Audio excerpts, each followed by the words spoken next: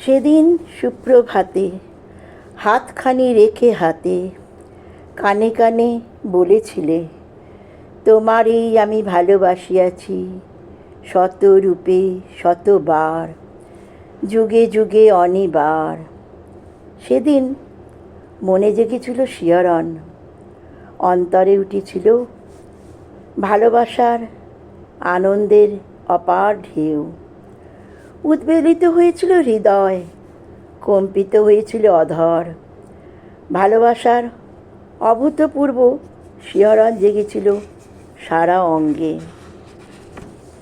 সেদিন বুঝেছিলাম ভালোবাসার মানে। ঈশ্বরকে কৃতজ্ঞতা জানিয়েছিলাম এমন সুন্দর অনুভূতি দেওয়ার জন্য। ভালোবাসায় যে এত আনন্দ তা আগে কখনো বুঝিনি। ভালোবাসার আবেশে জড়ানো এ এক নতুন মন। সেদিন বুঝেছিলাম প্রিয় আর প্রিয়ার কি অভূতপূর্ব রসায়ন। প্রতিনিয়ত কর্ণে আমার সেই সুমধুর কথাগুলি গুনগুন করত। এইভাবে বেশ কিছু বছর কাটল। তারপর হঠাৎ উঠল ঝড়। সেই ঝড় উড়ে গেল সকল অনুভূতি। বৃষ্টির ধারায় ভেসে গেল সকল আবেগ। সমস্ত শরীর অবশ হয়ে গেল। না, ভালোবাসায় নয়, হতাশায়, কষ্টে, অসম্মানে, অপমানে। কোনোদিন ভাবিনি এসবই কি ছিল তার অভিনয়। না, বুঝতে পারিনি আমি যে ডুবে গিয়েছিলাম তার ভালোবাসায়। তাই তার বক্রী দৃষ্টি দেখতে পাইনি।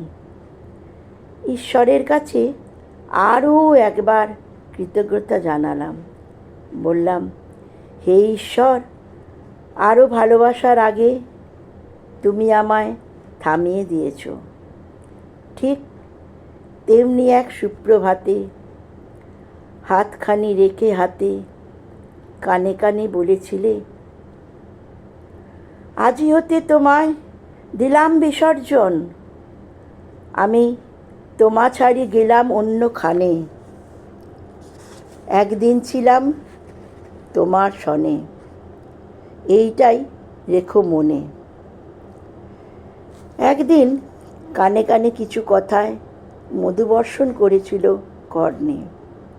আজ তপ্ত শীষে যেন ঝলসে দিল কর্ণকুহর। সারা অঙ্গ অপমানে কুঞ্চিত হয়ে গেল। অধর সেদিনও কেঁপেছিল, আজও কেঁপেছে। তফাৎটা শুধু অনুভূতির। স্থির হয়ে রইলাম দাঁড়িয়ে বিস্ফোরিত নেত্রে। চেয়ে দেখলাম সেই পুরুষটাকে, যাকে আমি এতদিন ভালোবেসেছি। কণ্ঠ হতে কোনো স্বরই বেরোলো না। শুধু মনে মনে বললাম, যাও প্রিয়, আমার ভালোবাসার আঙিনা হতে। তোমায় দেব না কোনো অভিসম্পাত, কারণ আমি নারী। তাই ভালোবাসার মানুষ দুঃখ দিলেও তার শুভকামনাই করি। শুধু একটি কথা শুনে যাও, আর কোনো নারীরে ঠকিও না। আর কোনো ভালোবাসার অপমান করো না। সাবধান হও, না হলে এমন পাবে যাতনা যা সহ্য করতে পারবে না। ভালো থেকো, সুখে থেকো। দু চোখে জল টলটল করছে, মুক্ত বিন্দু হয়ে ঝরে পড়ছে। তার ভালোবাসার মানুষের শেষ বিদায় দেখল পথের দিকে তাকিয়ে।